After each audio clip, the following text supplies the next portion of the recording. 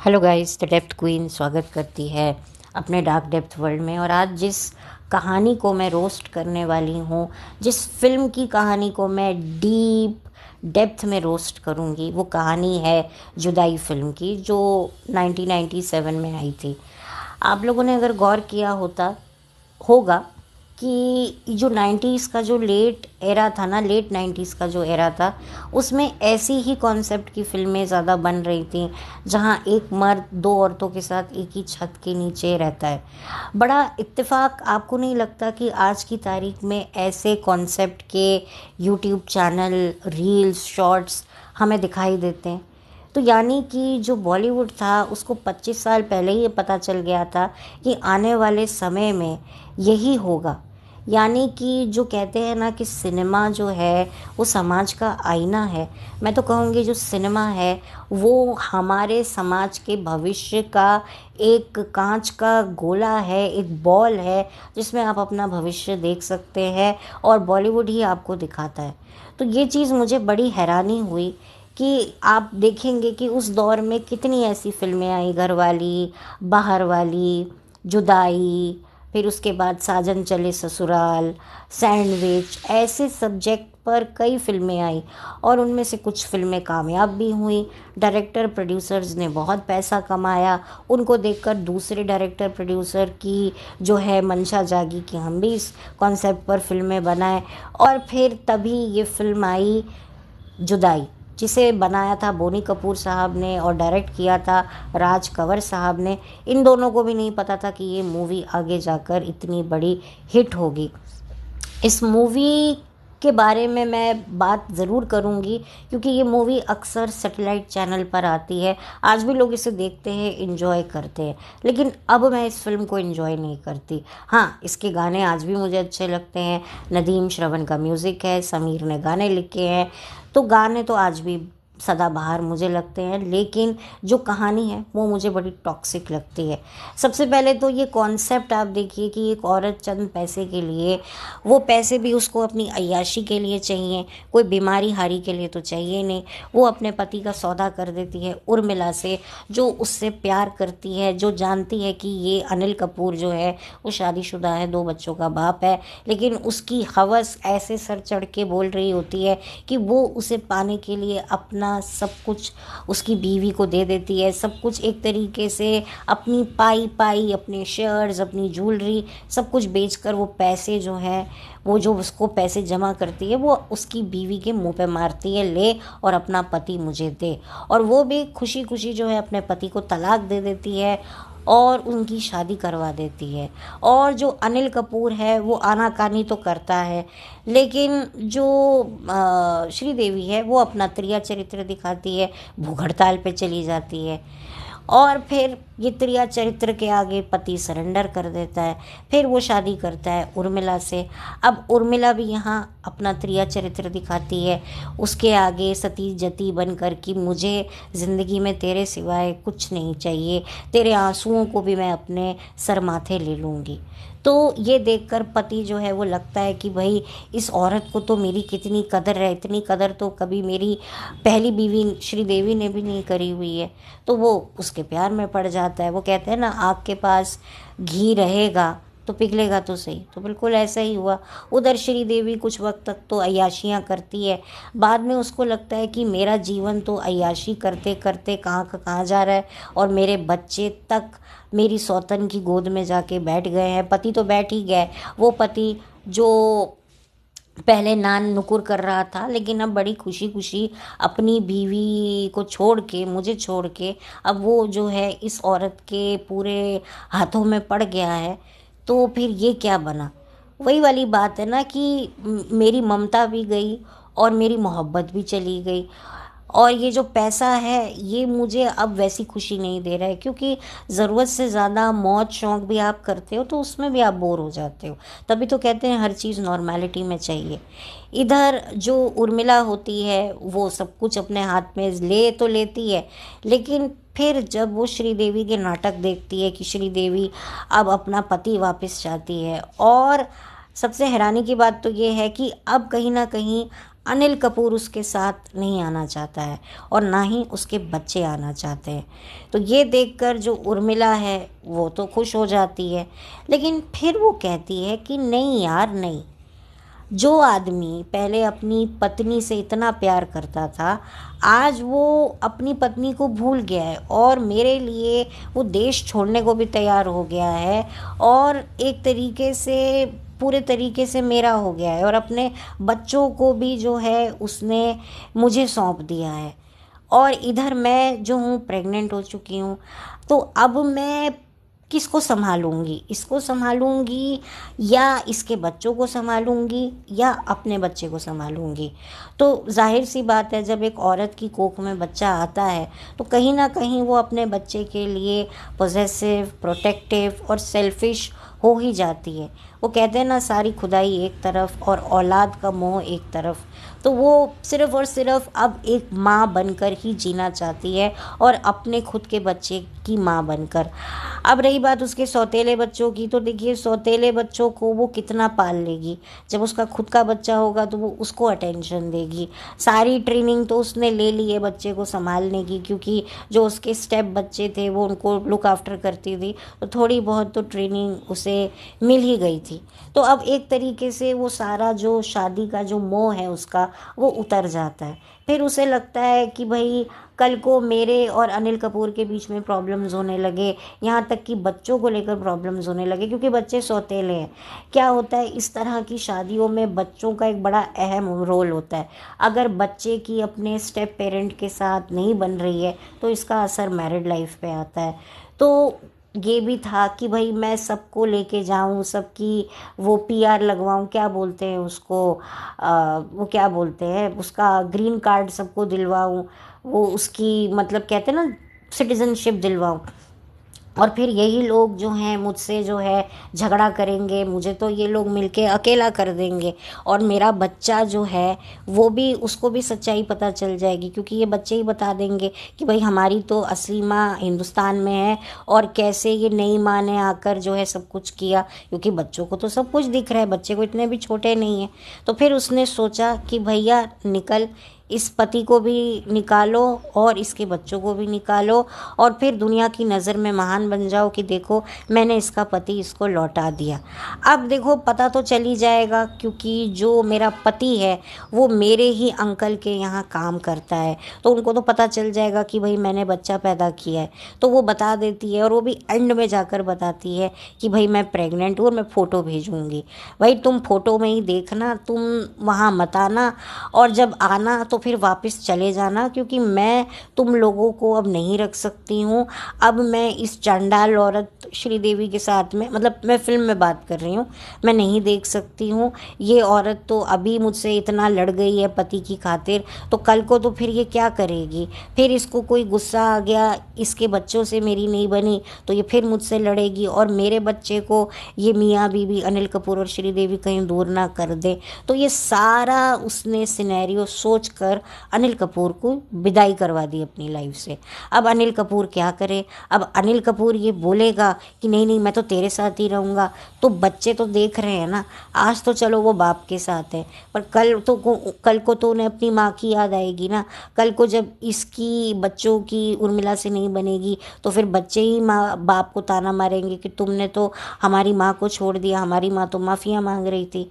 तो इसी चलते जो है अनिल कपूर भी जो है वो रुक जाता है। अब वो दिखाता है कि हाँ मेरे दिल में अभी भी श्रीदेवी के लिए है, लेकिन श्रीदेवी के लिए उसके दिल में कुछ नहीं होता। श्रीदेवी सिर्फ उसके बच्चों की माँ है, दैट्स इट। और उर्मिला जो थी उसके लिए उसकी आप कह सकते हो प्रेमिका भी थी, सब कुछ थी, और अब उसके होने वाले बच्चे की माँ भी थी। लेकिन जो उर्मिला है उसने बड़ी ही चालाकी से अनिल कपूर को गुड बाय कह दिया और बच्चा लेकर फुर हो गई, और कहने को वो श्रीदेवी और अनिल कपूर को एक कर गई। क्या आपको लगता है कि अनिल कपूर और श्रीदेवी एक हुए होंगे? नहीं, मुझे तो नहीं लगता। दोनों एक दूसरे को ताने मारते होंगे। वो कहती होगी कि भाई तू तो बड़ा मेरे पीछे पीछे रहता था, क्या हुआ, उसको देखकर फिसल गया। तो वहाँ पर अनिल कपूर उसको ताने मारता था कि तूने तो अपने पति को बेच दिया। वो भी कहती होगी भाई मैंने पति को बेचा, मैंने बिस्तर पे तो नहीं बेचा था, तुमने तो बिस्तर पे खुद को बिकवा लिया। तो इस तरह की बातें, इस तरह के झगड़े, आप सोचो बच्चे कि क्या उनकी मेंटल स्टेट पे हो रही होगी। और उधर उर्मिला आराम से शांति से सिंगल हैंडेडली अपने बच्चे को विदेश में पाल रही है, पोस रही है। तो at the end of the day फ़ायदा किसको रहा? किसको रहा? देखा जाए तो उर्मिला को ही रहा ना। उसकी आधी से ज़्यादा ज़िंदगी तो बच्चे के साथ कट जाएगी। फिर जब बुढ़ापा होगा तो वहाँ पर इंडिया से ज़्यादा बेहतर जो है बुज़ुर्गों के लिए वहाँ पर फैसिलिटीज़ हैं, तो उसका बुढ़ापा भी वहीं कट जाएगा। तो उर्मिला तो एक तरीके से एक अच्छी ज़िंदगी जी, जो भी उसने थोड़ा बहुत कले कलेश देखा, लेकिन उसके बच्चे ने तो कोई कले कलेश नहीं देखा। वो अपना वहाँ पर सिटीज़नशिप उसको मिल गई, अब वो जैसी ज़िंदगी चाहे जिए। क्योंकि उर्मिला भी एक टाइम पे ऐसी ही ज़िंदगी जीती थी, लेकिन उसकी आंखें चार हो गई, उसको एक तरीके से जो है वो अनिल कपूर से प्यार हो गया। तो कहीं ना कहीं मुझे लगता है कि पहले से ही उसने जो है ये सोच रखा था कि मुझे क्या करना है। क्योंकि क्या होता है ना कि कई लोग अपने पत्ते ना खोलते नहीं हैं, बहुत बाद में खोलते हैं। डर लगता है समाज से, लोगों से। भले ही वो विदेश में पली बड़ी, वो सिगरेट शराब नहीं पीती थी, लेकिन एक इंसान के अंदर एक झिझक होती है। अब वो वक्त रहते वो झिझक धीरे धीरे कम होती है। तो यही वजह है कि अब उसके अंदर वो हिम्मत आ गई कि अब मुझे वापस से वही आज़ादी भरी ज़िंदगी चाहिए। और इधर जो अनिल कपूर है उसकी ज़िंदगी का भी सत्यानाश हो गया। और जो श्रीदेवी थी उसने अपनी गृहस्थी का सत्यानाश करवा लिया। और फ़ायदे में कौन रही? उर्मिला, जिसने देखा जाए तो फिल्म में लगेगा कि भाई उसने सब कुछ खो दिया, but at the end of the day उसने बहुत कुछ पा लिया जो शायद श्रीदेवी भी नहीं पा सकी। और जो अनिल कपूर है उसकी तो इतनी धज्जियाँ उड़ी हैं कि मतलब आप देखिए कि कोई आम इंसान ज़िंदगी में ऐसा फ़ैसला करे और लोगों को पता चले तो रिश्तेदार लोग उसको मतलब कैसे उसकी बेइज्जती करें कि और भाई कैसा लगा दूसरी औरत के साथ। बच्चे जो थे अनिल कपूर के, किसी ने भी ये नहीं सोचा कि बच्चे स्कूल जाने वाले हैं, उनकी मेंटल स्टेट पे क्या होगा। चलो उनको आपने इंग्लिश स्कूल में भर्ती करवा दिया, लेकिन किसी ना किसी को तो कभी ना कभी पता चलेगा ही ना। लेकिन नहीं, मतलब दोनों ही, चाहे अनिल कपूर हो और श्रीदेवी हो, ये दोनों ही ना ही एक अच्छे कपल साबित हुए और पेरेंट्स तो बिल्कुल अच्छे साबित नहीं हुए। उधर जो उर्मिला थी वो भले ही बीवी, मतलब उसने अपना एक कैरेक्टर तो अच्छे से निभाया, लेकिन at the end of the day वो एक माँ के रूप में तो सफल हो गई कि वो अपने बच्चे को ही उड़ा के ले गई। और उसका ये डिसीजन सही भी रहा कि वो अब एक पीस में रहेगी, एक शांति से रहेगी। और इधर जो अनिल कपूर हैं और श्रीदेवी हैं वो लड़ मरेंगे। और जब भी कभी उन्हें जानवी यानी कि उर्मिला का कुछ भी पता चलेगा तो और ज़्यादा उनको तकलीफ़ होगी। वो पास्ट कहीं ना कहीं उनके बीच में रहेगा ही रहेगा, जिसकी वजह से उनका रिलेशनशिप मजबूत नहीं बल्कि ख़राब रहेगा। और अगर अनिल कपूर उर्मिला के साथ भी जाता तो भी वो उर्मिला के साथ सुखी नहीं रहता। क्योंकि जब उर्मिला का खुद का बच्चा होता और उसका अटेंशन अपने बच्चे की तरफ होता तो अनिल कपूर देखता कि तुम तो पहले तो बच्चों के लिए करती थी, अब अपने बच्चों के लिए करती हो, तो फिर वहाँ भी प्रॉब्लम होता। यानी कि अनिल कपूर की किसी के साथ भी कोई गति नहीं थी। इस फिल्म में दिखाया ऐसा ही गया है। और इस फिल्म का एक डायलॉग बड़ा फेमस हुआ था और आज भी इस डायलॉग को काफ़ी ज़्यादा बोला जाता है, अब्बा डब्बा जब्बा। तो जब्बा तो उर्मिला थी, डब्बा श्रीदेवी थी, और अब्बा जी तो कौन थे? अनिल कपूर साहब, जो फिल्म में भी दो बच्चों के अब्बा ही बने हैं। तो पूरे तरीके से ये फ़िल्म बहुत ज़्यादा टॉक्सिक है। और आप देखिए कि अगर इसको आप रिवर्स कीजिए कि अगर कोई मर्द अपनी बीवी की ऐसे ही ज़ोर ज़बरदस्ती किसी पराए मर्द से शादी करवा दे तो समाज उस मर्द को क्या बोले? दल्ला, नल्ला, नकारा है, बीवी की कमाई खा रहा है, बीवी की कमाई के लिए बीवी को बेच दिया, नामर्द है, पता नहीं क्या क्या उस आदमी को करे। लेकिन यहाँ पर किसी ने भी जो है श्रीदेवी को इतना ज़्यादा नहीं कोसा फिल्म में, वो दिखाया ही नहीं। दिखाया तो कैसे दिखाया, सिर्फ जो श्रीदेवी की जो मदर हैं उन्होंने टॉन्ट मारे उसको, और वही टॉन्ट मुझे जेन्युइन लगते थे कि भाई मेरे पति की, यानी कि कादर खान जो उनके हस्बैंड बने थे, जब श्रीदेवी कहती हैं कि तुम मेरे साथ खाना खाओ, मैं अकेली हूँ, तो वो कहती है नहीं बेटी, मेरे पति अकेले हैं, मेरे पति के पास और बीवी नहीं है उनको खाना खिलाने के लिए, मुझे ही खाना खिलाना है। तो जो मुंह सड़ता है श्रीदेवी का, वो मुझे बेस्ट डायलॉग लगता है, और मुझे वही चीज़ सही लगी कि ये एक मुंह तोड़ जवाब सिर्फ एक ही बार दिया गया। और मुझे लगता है कि फरीदा जलाल को जो है, अनिल कपूर को भी जो है वो करना चाहिए था कि भाई ठीक है, इस लड़की ने अपना सब कुछ तुम पर न्यौछावर कर दिया, लेकिन तुम तो बड़ी बड़ी बातें करते थे कि तुम मेरी बेटी से बहुत प्यार करते हो, लेकिन अब क्या हुआ। तो ये भी मुझे लगता है ये सुनाना चाहिए था, लेकिन वो अपने जवाई को कुछ नहीं बोल सकती थी। मे बी वो पहले के दौर की सास थी जो अपने दामाद को, पहले की जो औरतें होती थी ना, अपने दामाद को बेचारा मानती थी, लेकिन अब तो खैर पति अगर दामाद अगर वाकई बेचारा हो तो भी नहीं मानती है। और इसमें कादर खान साहब की ज़बरदस्त एक्टिंग, जूनियर महमूद साहब भी थे इसमें, जॉनी लीवर भी थे, उपासना सिंह भी थी, जिनका डायलॉग आज भी हम लोग जो हैं वो बोलते हैं, अब्बा डब्बा जब्बा। और ये कुछ चंद चीज़ें थी जो बहुत आइकॉनिक थी, और वो चीज़ मुझे पसंद आई। बाकी अगर आज की तारीख में मैं इस फिल्म को बिल्कुल भी अप्रिशिएट नहीं करती हूँ। और इस फिल्म में जो दिखाया गया है, अब नॉर्मली अगर आप देखें तो ऐसी फिल्में जो 90s में बनती थी, जहाँ एक आदमी है उसकी दो दो बीवियाँ हैं, आप सोचिए कि कभी 90s में ऐसी फिल्में बनी थी कि एक औरत है और उसके दो मर्द हैं, पति हैं, जो एक घर में रह रहे हैं। ऐसा नहीं दिखाया, और शायद हो सकता है अब ऐसी फिल्में बने, क्योंकि बॉलीवुड को पता होता है, या वो ऐसा चाहता है, या क्या होता है कि वो जो भी दिखाता है वो 20 साल बाद, 10 साल बाद, 25 साल बाद वो दिखता है।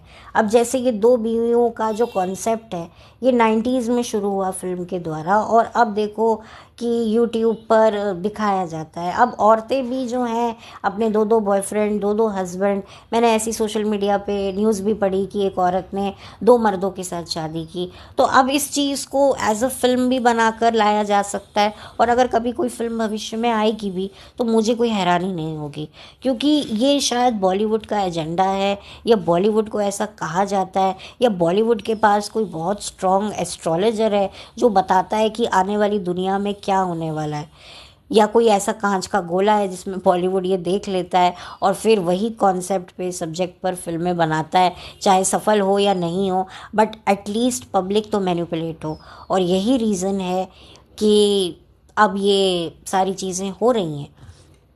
तो मुझे इसी वजह से इस फिल्म को रोस्ट करना था, और बड़े डीपली रोस्ट करना था, बड़े डेप्थ में जाके रोस्ट करना था, क्योंकि ये फिल्म जितनी कॉमेडी, जितनी इसमें आपको फैमिली फिल्म लग रही है, ये फैमिली फिल्म बिल्कुल नहीं है। मैं तो कभी नहीं चाहूँगी कि ऐसा कभी भी किसी के साथ हो, जहाँ पर किसी का हंसता खेलता परिवार ऐसे उजड़े कि उनकी लाइफ में कोई थर्ड पार्टी आ जाए और उन्हीं का पार्टनर जो है ज़बरदस्ती उस थर्ड पार्टी से आपका रिश्ता जोड़ दे। कई औरतों के साथ ये होता है, जहाँ पर उनके हस्बैंड्स उनको बेच देते हैं। वो तो ऐसी कॉन्सेप्ट पर कई फिल्में आप देख चुके हैं, जैसे चांदनी बार वगैरह, जिस पे ये कॉन्सेप्ट दिखाया गया है, बट वो एक अलग चीज़ होती है। लेकिन आज भी जो है हस्बैंड वाइफ के रिलेशनशिप को बहुत ही प्योर दिखाया गया है, बहुत ही प्योर माना जाता है, एक तरीके से पवित्र रिश्ता कहा जाता है। बट ये इमोशनल ग्राउंड्स पे ये सारी टाइटल्स, ये रिश्ता जो है डिज़र्व करता है। लेकिन अगर प्रैक्टिकल ग्राउंड्स पे मैं बात करूं तो हस्बैंड वाइफ का रिश्ता बहुत गंदा होता है, क्योंकि मैंने गंदे से गंदा रिश्ता देखा है, जहाँ पर हस्बैंड वाइफ जो होते हैं वो लिटरली एक दूसरे को गालियाँ दे रहे होते हैं, मार रहे होते हैं, और फिर अलग भी हो जाते हैं, और बड़े डिसेंट तरीके से होते हैं। लेकिन कुछ कारणवश वो सेकंड चांस देते हैं, वापस आते हैं, और इससे भी ज़्यादा डबल फोर्स से उनके बीच में प्रॉब्लम होती है, और उतने ही गंदे तरीके से ये लोग अलग हो जाते हैं, और इनके बच्चे भी कोर्ट में जाकर गवाहियाँ देते हैं। तो आप सोचिए कि कभी कभी कहते हैं ना सेकंड चांस देना चाहिए। देखिए सेकंड चांस की भी कोई सेकंड चांस मुझे लगता है होना चाहिए, क्योंकि सेकंड चांस भी ना कभी कभी बड़ा डेंजरस होता है। कई लोगों के सेकंड चांस सक्सेसफुल होते हैं, और अगर आप नहीं भी सेकंड चांस देते हो तो बाद में फिर आपको ही रिग्रेट होता है, यार एक बार तो चांस देना चाहिए था। हम कितनी भी बातें कर ले, हम कितना भी वादे कस्में कर ले कि ठीक है अभी हम देखते हैं कुछ टाइम तक साथ में रहकर, नहीं होगा तो हम वापस से अलग हो जाएंगे, लेकिन क्या होता है ना, हमें खुद को ही नहीं पता कि हमारे अंदर से क्या पर्सनालिटी हमारी बाहर निकलेगी या उसकी क्या निकलेगी। क्योंकि वादे तो हम भी खुद से बहुत करते हैं कि यार हमारा वज़न बड़ा बढ़ गया है तो चलो अब ना हम अभी से डाइट करेंगे, लेकिन जैसे ही कोई मनपसंद डिश सामने आती है कहते हैं यार आज रहने दो कल से करूँगा, कल फिर डाइट शुरू करते हैं, फिर कहीं आना जाना पड़ता है तो कहते हैं यार आना जाना पड़ गया है अब काहे की डाइट, तो फिर चलो खा लो फिर परसों से करेंगे। तो ऐसे करते करते जो आपकी डाइट है, आपका प्रॉमिस है, जो आपका वचन है, जो आपका वचन बल है, वो तो टूटता ही चला जाता है। तो फिर जाहिर सी बात है कि जब हमारे वचन बल टूट गए तो ये फिल्म के हीरो के वचन बल टूटने से फिर हम क्यों इफ़ेक्ट हो जाते हैं। यही तो बात है, ये भी एक रियलिटी है। हम लोग खुद से वादे नहीं निभा पाते, लेकिन हम दूसरों से ही उम्मीद करते हैं कि भाई ये अपने वादे से मुकर गया। तो ये भी एक सच्चाई है, ये भी एक रियलिटी है जो मैंने समझी है अपनी लाइफ में, देखी है, और यही एक्सपीरियंस आप लोगों के साथ मैं शेयर कर रही हूँ इस फिल्म के माध्यम से कि ये फिल्म कितनी टॉक्सिक है।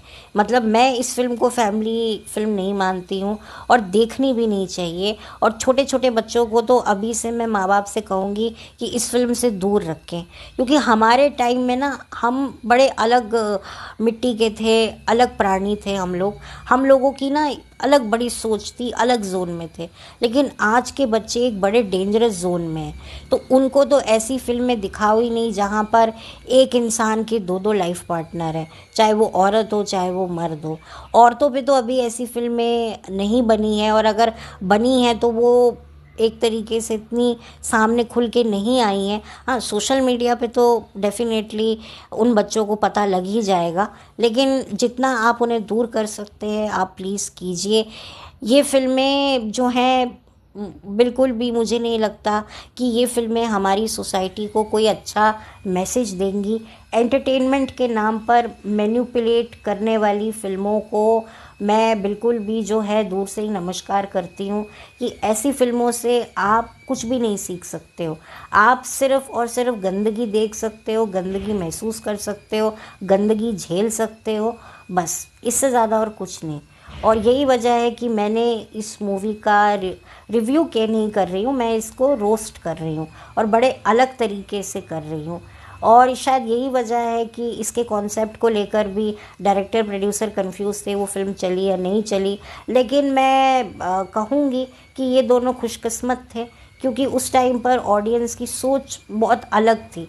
अगर आज की होती तो शायद बहुत सारा क्रिटिसिज्म झेलना पड़ता, जैसे कि दीपिका पादुकोण को झेलना पड़ा था जब दीपिका ने ये कहा था कि my mind with him and my body with other person.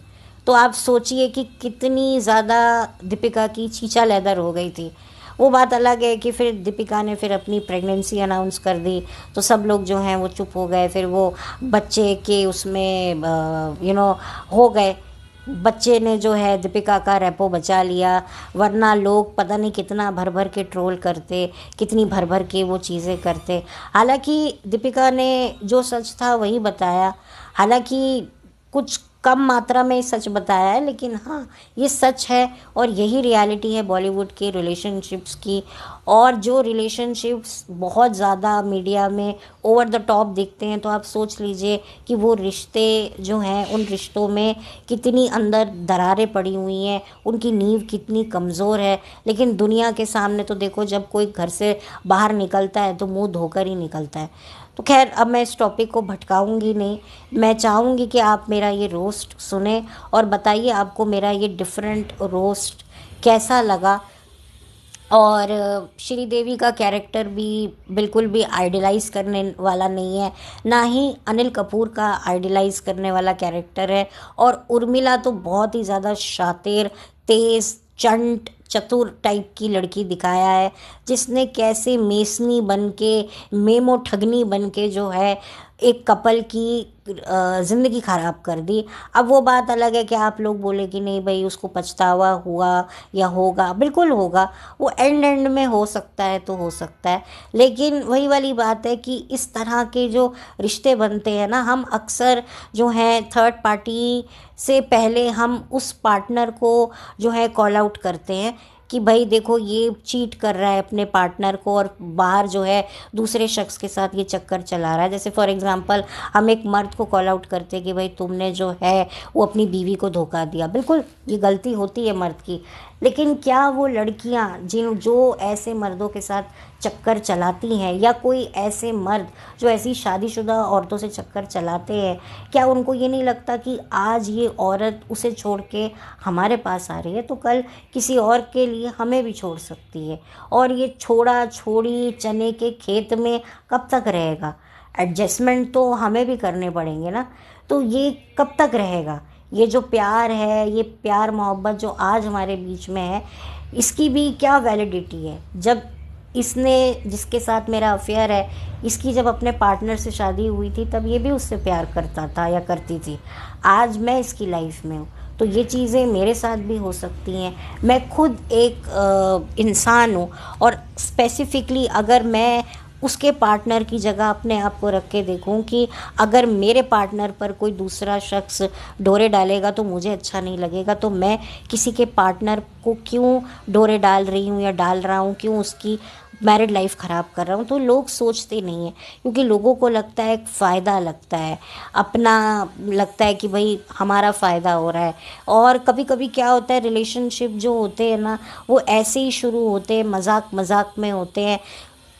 उनको मज़ा आ रहा होता है कि कोई शख्स जो है अपने पार्टनर की बुराई कर रहा है, वो इंजॉय करते हैं, वो सुनते हैं, वो एक तरीके से जो है उनके लिए एक एंटरटेनमेंट है। लेकिन यही एंटरटेनमेंट अगर उनके साथ हो, उनकी शादी हो और उनका पार्टनर उनकी बुराई अपने सो कॉल्ड लवर से करे तो कैसा लगे? तो ये सोचना चाहिए। लेकिन प्यार मोहब्बत कह लो, लस्ट कह लो, या आप किसी तरह का कोई लालच कह लो, सोच कह लो, कि लोग इतने ज़्यादा डीप थिंकिंग करना ही बंद कर देते हैं कि आज हम किसी का घर उजाड़ रहे हैं, कल हमारा भी घर उजड़ेगा।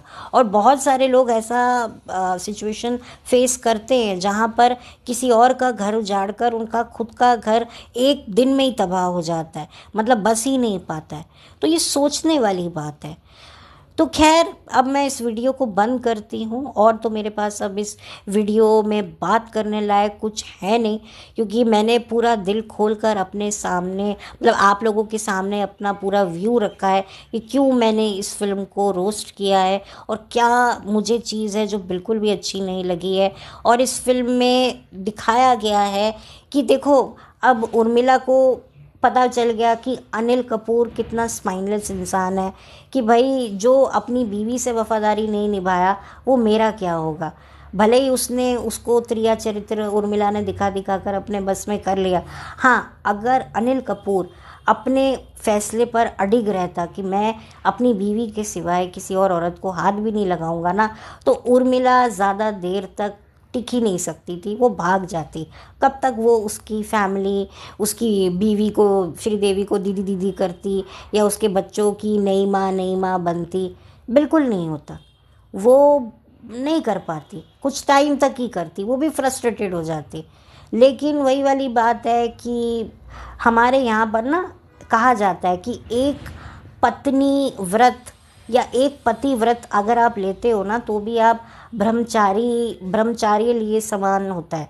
कि कहा जाता है ना कि एक नारी सदा ब्रह्मचारी, तो ये कहा जाता है कि अगर आपने एक वाइफ, एक हस्बैंड का नियम ले रखा है कि उसके अलावा आप किसी दूसरी औरत या दूसरे मर्द पर अपनी दृष्टि नहीं बिगाड़ेंगे, तो आप ब्रह्मचारी ही समान हैं। ठीक है, ब्रह्मचारी का मतलब ये नहीं होता कि आप शादी मत करो और किसी औरत के साथ कोई रिलेशन मत बनाओ। ये भी ब्रह्मचारी व्रत ही होता है कि सिर्फ पूरी ज़िंदगी एक औरत और एक पति को डेडिकेट रहना, ये भी हमारे शास्त्रों में ब्रह्मचारी ही कहा गया है।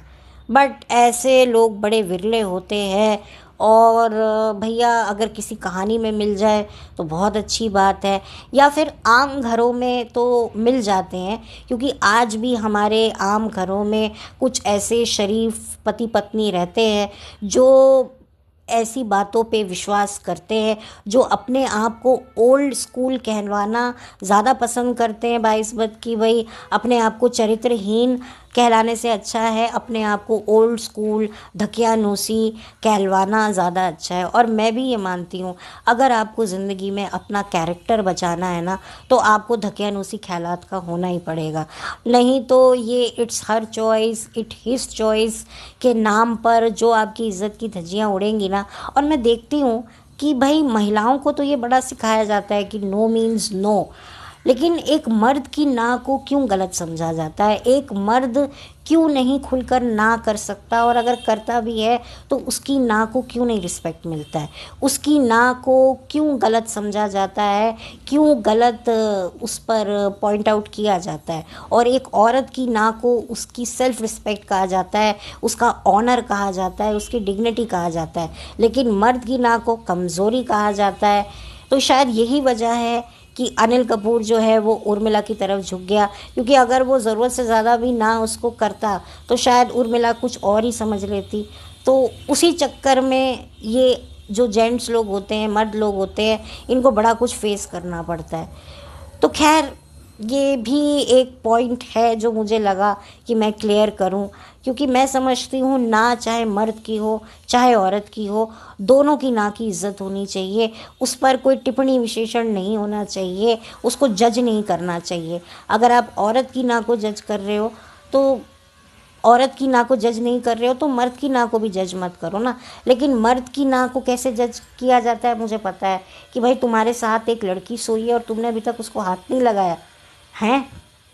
भाई एक लड़की से इतना नहीं बोला जाता, लड़की से तो ये कहा जाता है भाई एक लड़की क्यों करेगी, लड़के को करना चाहिए ना। आज भी ये बातें होती हैं कि लड़कियां पहल नहीं करती हैं, चाहे वो प्रपोज़ करने के मामले में हो या बहुत सारी चीज़ों में, क्योंकि अगर लड़की पहल करेगी कुछ पर्टिकुलर चीज़ों में तो उसको जज किया जाएगा, तो इस वजह से वो करती नहीं है। और जो करती हैं तो वाकई हम उनके बारे में कुछ बोल ही देते हैं।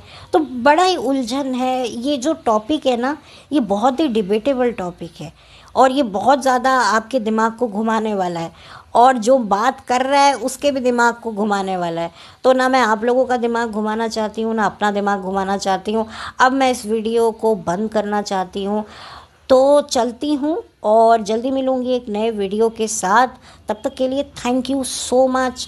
आप लोगों ने जो मुझे सपोर्ट दिखाया है मेरे रोस्ट वाले वीडियोस पर, तो मैं उसके तहे दिल से आप लोगों की शुक्रगुजार हूँ। कुछ नया, कुछ अलग करने की मेरी कोशिश रहती है, और अगर आप लोग इस तरीके से साथ देते हैं ना, तो बड़ी हिम्मत मिलती है, बहुत ज़्यादा हौसला बढ़ता है कि हाँ, मैं जिस राह पे चल रही हूँ वो राह सही है, और मुझे जो मेरे राह के जो मुसाफिर हैं वो भी मुझे सहयोग दे रहे हैं। तो तहे दिल से आप लोगों की मैं शुक्रगुजार हूँ, और मैं चाहती हूँ कि इसी तरह से आप लोग अपना सपोर्ट दीजिए। मेरे चैनल पर नए हैं तो बिंदास होकर इसे सब्सक्राइब कीजिए। अगर आपको कुछ अच्छा लगा है और आपको ये मेरा वीडियो पसंद आया है तो बिंदास होकर लाइक कीजिए। अगर आप अपने ओपिनियन मेरे साथ कुछ शेयर करना चाहते हैं इस फिल्म के माध्यम से, या आपका कोई ऐसा पहलू होगा जो आपने इस फिल्म को देखने के दौरान नोट किया होगा और जो मैं भूल गई हूँ, वो भी आप बिंदास होकर लिखिए, मुझे कोई प्रॉब्लम नहीं है। और अगर आपको लगता है कि मेरा ये वीडियो दूसरों के साथ भी शेयर करने लायक है तो प्लीज़ करिए ना, मुझे कोई दिक्कत नहीं है। आप बिंदास होकर मेरा वीडियो शेयर कीजिए। तो चलती हूँ, लौट कर मिलती हूँ। Have a blessed day, bye, take care.